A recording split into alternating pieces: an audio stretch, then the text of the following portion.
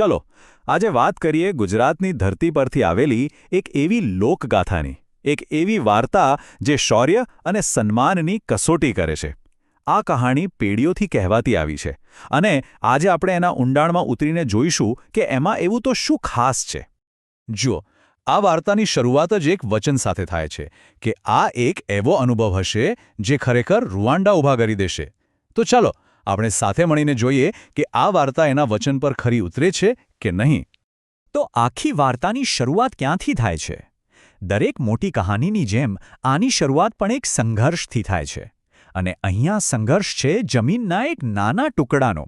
પણ વાત ખાલી જમીનની નથી. થોડી જ વારમાં ખબર પડશે કે આ વિવાદ કેટલો મોટો અને ઊંડો છે. જુઓ, મામલો એકદમ સીધો સાધો લાગે છે. એક બાજુ છે પાલીતાણા, જે કહે છે કે ભાઈ આ જમીન અમારી છે એટલે ખાલી કરો. અને બીજી બાજુ છે ભાવનગરના લોકો, જેણે ત્યાં પડાવ નાખ્યો છે અને એમનું કહેવું છે કે અમે તો અહીં વસી ગયા છીએ, હવે અહીંથી હટવાનો કોઈ સવાલ જ નથી. તો સવાલ એ છે કે શું આ આખી લડાઈ, આ આખો સંઘર્ષ ખરેખર ફક્ત જમીનના એક ટુકડા માટે છે? પહેલી નજરે તો એવું જ લાગે, બરાબર ને? પણ ના, આ વાર્તાના મૂળ ઘણા ઊંડા છે અને લડાઈનું સાચું કારણ તો કંઈક બીજું જ છે. કારણ કે આ લડાઈ જમીનની હતી જ નહીં. આ તો હતી આન, બાન અને શાનની લડાઈ. વાત સન્માન અને સિદ્ધાંત પર આવી ગઈ હતી. આ આખા સંઘર્ષના કેન્દ્રમાં છે માત્ર એક શબ્દ: મર્દ. હવે મર્દ એટલે ખાલી પુરુષ નહીં, એ સમજવું બહુ જરૂરી છે. આ તો એક આખો આદર્શ છે, એક વિચારધારા છે. મર્દ હોવાનો મતલબ શું? મતલબ કે તમારું વચન, તમારી વાત, તમારું સન્માન, એ બધું તમારા જીવ કરતાં પણ વધારે કિંમતી છે. બસ આ જ આ વાર્તાનો પાયો છે. અને એટલે જ ભાવનગરવાળાઓનો જવાબ એકદમ ચોખ્ખો અને અડગ હતો. શું કહ્યું એમણે? આ અમારી ધરતી છે. અમે અહીંથી 1 ઇંચ પણ નહીં ખસીએ, કેમ કે હવે આ અમારા સન્માનનો સવાલ છે. બસ વાત પૂરી. હવે આ કોઈ જમીનનો સોદો નહોતો. હવે વાત હતી ખુમારીની. અને ખુમારીના મુદ્દે તો કોઈ પીછેહટ ના જ હોય. અહીંયા ખબર છે, આખી વાત મહાભારતના એ પ્રસંગ જેવી થઈ જાય છે. યાદ છે પેલું દ્રશ્ય જ્યારે દુર્યોધને ભગવાન કૃષ્ણને સાફ સાફ કહી દીધું હતું કે યુદ્ધ વગર તો 100ની અણી જેટલી જમીન પણ નહીં આપું? બસ એ જ જુસ્સો, એ જ અડગતા અહીંયા જોવા મળે છે. હવે સમાધાનનો કોઈ રસ્તો જ બચ્યો નહોતો. આ તો સીધે સીધું યુદ્ધનું એલાન હતું.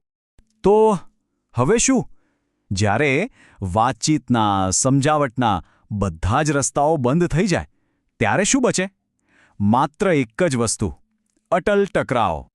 આ જ તો મોટો સવાલ છે. જ્યારે શબ્દોનું વજન પૂરું થઈ જાય, જ્યારે દલીલો કામ ના આવે, ત્યારે આગળ શું થાય? કહાણી હવે એક એવા મોડ પર આવીને ઊભી છે જ્યાંથી પાછા વળવાનો કોઈ રસ્તો જ નથી. અને જો પરિસ્થિતિ કેવી રીતે હાથમાંથી નીકળી ગઈ? પહેલાં શું થયું? શબ્દોની આપ-લે થઈ. પછી એક અંતિમ ચેતવણી. અને છેલ્લે તલવારો મ્યાનમાંથી બહાર આવી ગઈ.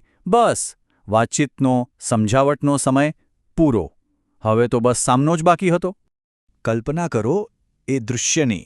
વાતાવરણમાં એકદમ તંગદિલી છે અને શાંતિને ચીરતો યુદ્ધના નગારાનો અવાજ જે હવામાં ગૂંજી રહ્યો છે.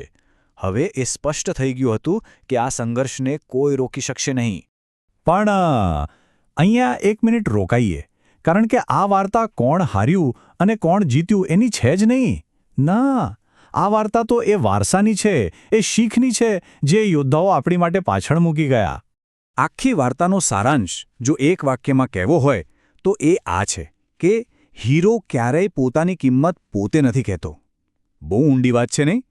મતલબ કે જેમ અસલી હીરાને બૂમો પાડીને કહેવું નથી પડતું કે હું કિંમતી છું, એની ચમક જ બધું કહી દે છે. બસ એ જ રીતે સાચી હિંમત અને સાચું સન્માન શબ્દોના મોહતાજ નથી હોતા. એ તો તમારા કામમાં, તમારા વલણમાં દેખાઈ આવે છે. તો આખરે થયું શું? કોણ જીત્યું? સાચું કહું તો એ સવાલ જ ગૌણ બની ગયો. મહત્વનું એ હતું કે એ યોદ્ધાઓ, એ લોકો ડર્યા વગર પોતાની વાત પર, પોતાની જમીન પર અડગ રહ્યા. એમણે શબ્દોથી નહીં પણ પોતાના કાર્યોથી પોતાની હિંમત સાબિત કરી. અને એમનું આ બલિદાન, એમની આ અડગતા એક એવી ગાથા બની ગઈ જે આવનારી પેઢીઓને પ્રેરણા આપવા માટે આજે પણ કહેવાય છે. એટલે આખી વાતનો નિચોડ શું છે? આ વાર્તા આપણને તાકાતની એક નવી જ વ્યાખ્યા શીખવે છે કે ભાઈ સાચી તાકાત હુમલો કરવામાં કે આક્રમકતામાં નથી. અસલી તાકાત તો એ હિંમતમાં છે જે સાચું છે એના માટે શાંતિથી પણ મક્કમતાથી ઊભા રહેવા માટે જોઈએ છે. જોકે આ વાર્તા ભલે સદીઓ જૂની હોય, પણ એ જે સવાલ પાછળ છોડી જાય છે ને, એ આજે પણ એટલો જ મહત્વનો છે કે આપણા પોતાના જીવનમાં એવી કઈ લક્ષ્મણ રેખાઓ છે, એવા કયા સિદ્ધાંતો છે જેના માટે આપણે કોઈ પણ સંજોગોમાં અડગ રહેવા તૈયાર છીએ. ખરેખર વિચારવા જેવો સવાલ છે નહીં?